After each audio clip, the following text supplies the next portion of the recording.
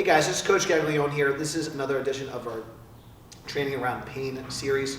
So I just want to kick things off, always kind of start off these videos saying that I'm not a doctor, I'm not a medical professional, I am a strength coach.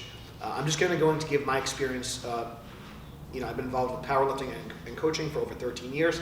So these are some tips and tricks that have kind of helped myself and our lifters over the years. If you are dealing with something really serious, we don't advise training into pain ever. So definitely check out a provider in your area. A good resource is clinicalathlete.com. You could find a physical therapist, a doctor, or a PT that kind of works with athletes, works with people that are involved in lifting weights, and that's going to be a great place to start. So today we're going to talk about just kind of any type of wrist issue. So we're kind of going a little bit out of order with some of these things, but in general, we always want to kind of look above and below the joint. But when it comes to like wrist positioning, the most important thing that's important to note when we're doing something like a squat, a bench press, and a deadlift, the straight bar is great because it gives you a lot of stability, so it allows like maximal loading. But the downside of a straight bar is that it is a fixed implement. So if you don't have a certain amount of kind of rotation in your shoulder, for example, or even like something like pronation or supination plus internal external rotation, you're gonna like kind of be a little bit twisted in your body. So a good example, obviously something like kind of like a deadlift. Obviously having some weight is going to force me a little bit, but even like with that, we might not be able to kind of fully supinate and fully externally rotate. So it's going to kind of put some pressure up the chain. Another good example is the squat. So I like to. This is something to consider especially when talking about a wrist, for example.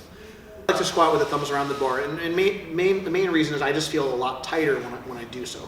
I feel my upper back engage a lot more. So when I squat, I actually use what's called a sloth grip, which I believe is actually not legal in USAPL, but I believe it's legal in every other federation.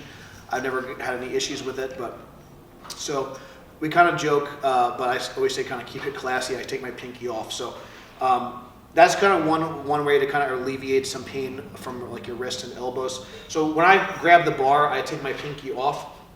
So even when I'm grabbing the bar, my wrist is going to be bent back. It's not going to be neutral, but it's going to be able to sit a little bit lower in my hand because I'm able to kind of turn my elbows in a little bit more as opposed to just grabbing it with a normal grip like this. I'll take my pinky off, and as you can see, when I do that, I can get a little bit more of a stacked forearm under the bar.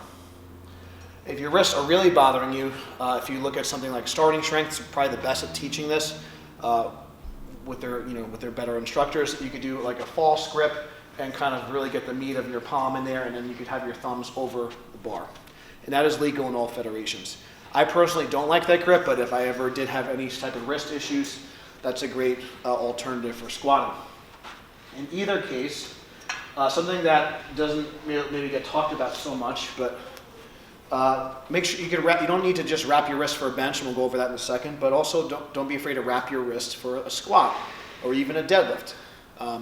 There's some benefits to that. So some people actually like wrapping their wrist for a deadlift.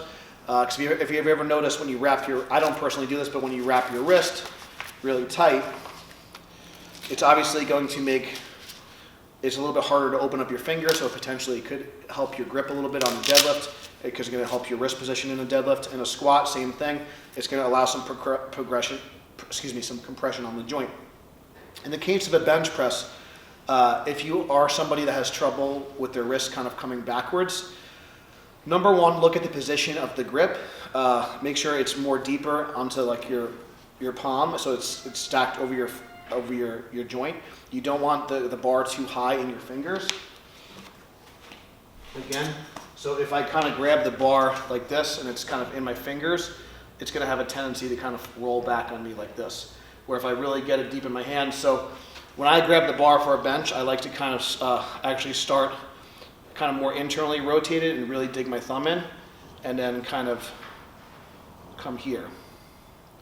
So if I'm doing an overhead press, an incline, any type of press, I will start with my elbows out and then kind of rotate here. So I'm not actually even really using my thumb too much at all, but it's kind of really sitting over my palm. So that's kind of how I would, so again, and if I'm too much in my fingers, it's going to definitely kind of roll back. So really get it kind of deep in the palm That's going to help kind of stack your wrist position.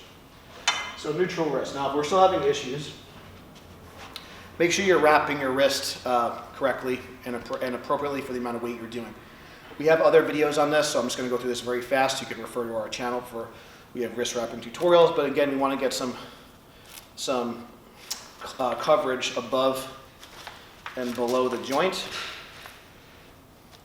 not just around. So I'm going above and below the joint. Another tip is to make sure that your fist is closed and you're going to be in the position. I don't want to wrap it with an open hand. So what would be incorrect would be if I'm wrapping too low and now I still have a lot of play with my wrist. Okay, so make sure you're wrapping your wrist tightly and effectively.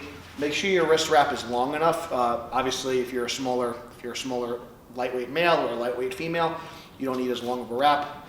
I'll use a little bit longer and a little bit stiffer of a wrap when I bench in a bench shirt because I'm using more weight. So the more load, the bigger you are, the longer you want your wrist wrap to be.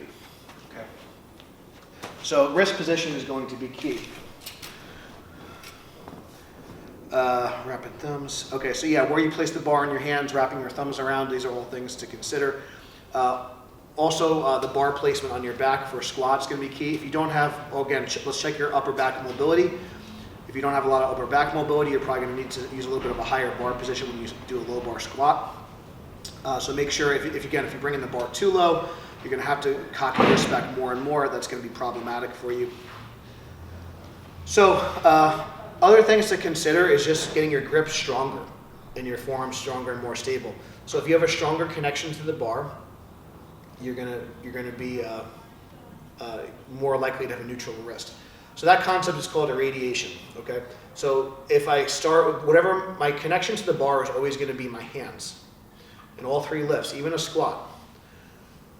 So the tighter I grip that bar, and that's one of the reasons why I do personally like wrapping my thumb around the bar in a squat, because the tighter I grip, it's going to create more tension throughout the body.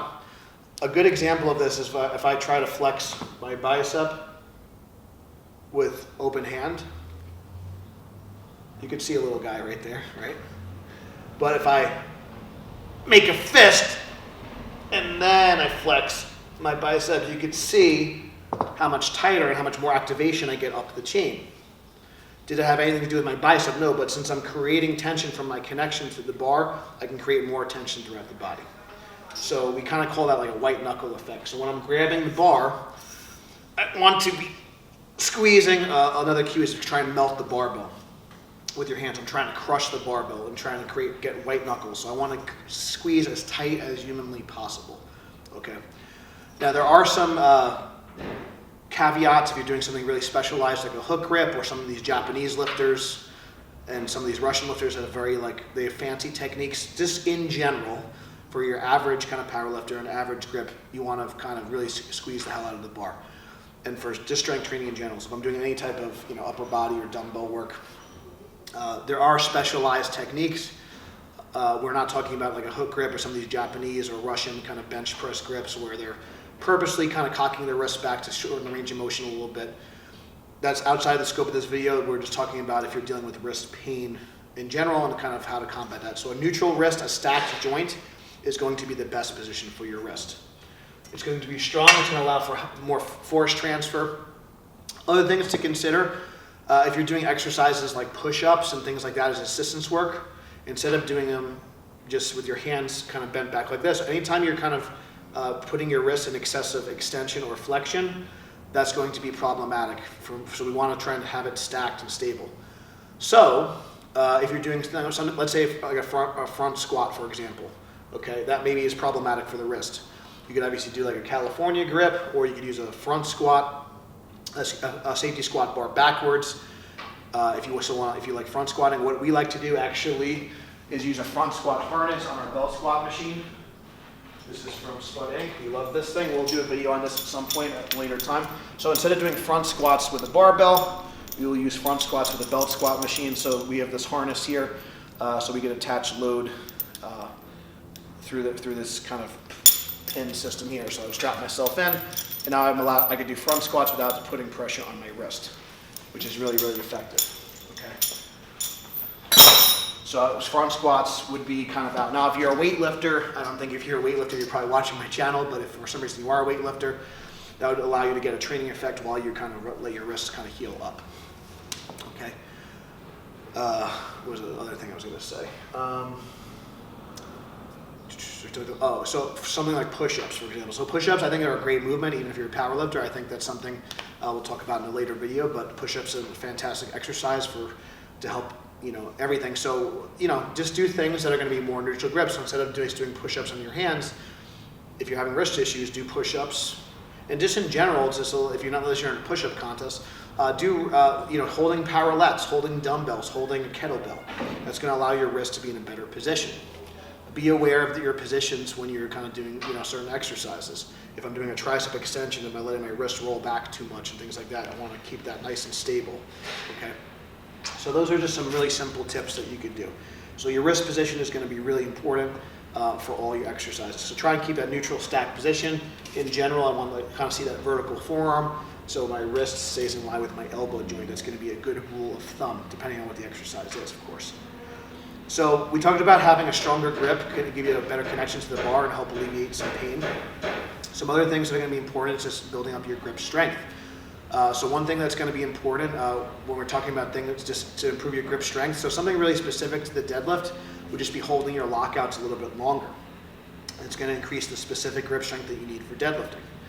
The other thing that you could do is also just make sure that you're not using straps for all like your back work. So just if you're doing high rep upper back work, just if you're doing like high rep dumbbell rows and stuff, just don't use straps all the time.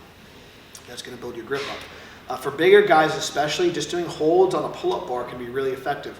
That was something Andre Milanichev, when he came in, we actually have some videos on our channel talking about this. His secret to holding like a 900-pound deadlift, an 880 deadlift, was literally just jumping on a pull-up bar, because he's about 330 pounds, give or take. So he would just literally jump on a pull-up bar and hang there, and that was enough to kind of build his grip strength up enough to allow him to hold close to a 900-pound deadlift. So something to consider, because he's one of the greatest powerlifters of all time, and literally his grip workout was just hanging from a pull-up bar, keeping it very simple. Other things that we like, I know this was really popular for Chuck Vogelpohl, was also not only an amazing squatter, but Chuck Vogelpohl was also an 800-plus deadlifter, and I believe multiple stances at both sumo and conventional. And he would do these hex holds. You could also do plate pinches and things like that, but you would take a hexagon dumbbell, and all you would do is just grab it for time. And if you could hold it for 60 seconds or so, I would just increase the weight. And all you're going to do is just, again, using a pinch grip. You don't want to cheat and like grab the bottom.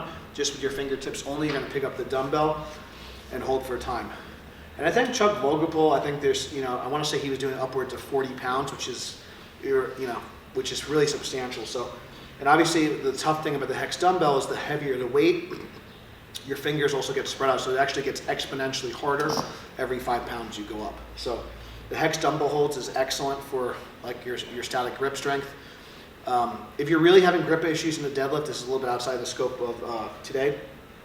But I also just like a really, really high double overhand smooth bar like rack pull as well for anywhere from 3 to 6 sets, 5 to 10 second holds. I would usually do this like after my primary squat workout. So when I was having grip issues, I would usually do that as well. So that's something to consider as well. Maybe make a note, we'll do a video on like grip for deadlift, and we can explain that a little bit more, in more detail.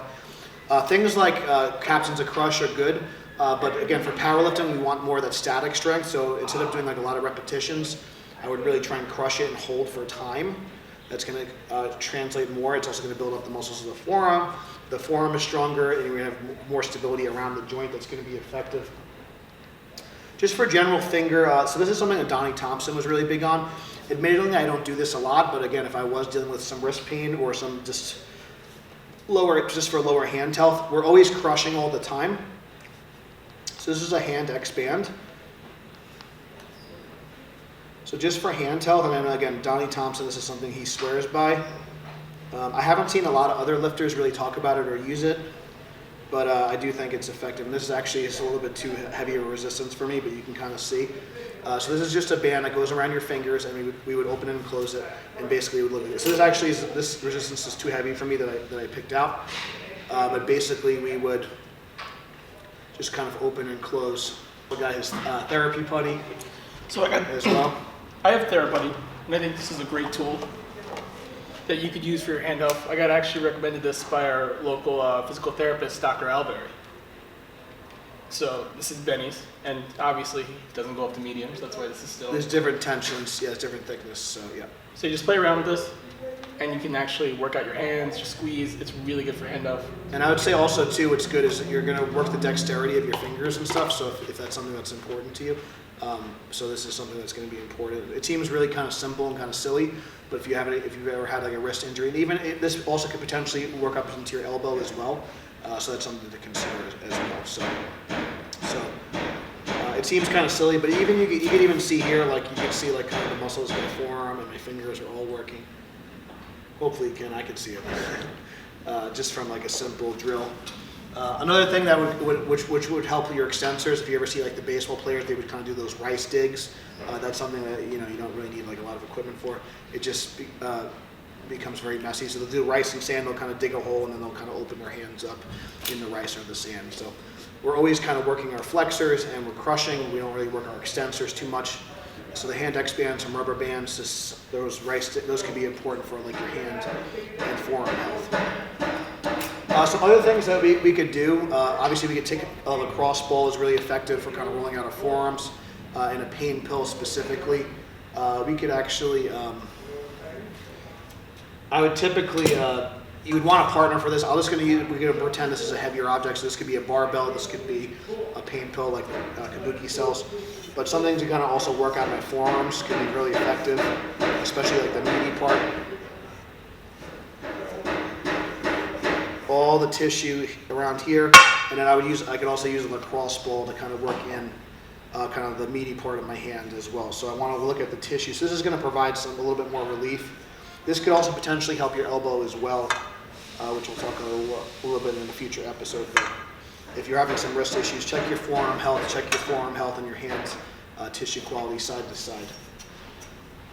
So biggest takeaways for our wrist is going to make sure your positioning is good, make sure your wrist wrapping properly, make sure you're using a grip and a wrist position that is giving you a lot of stability, but also putting your wrist in a good position.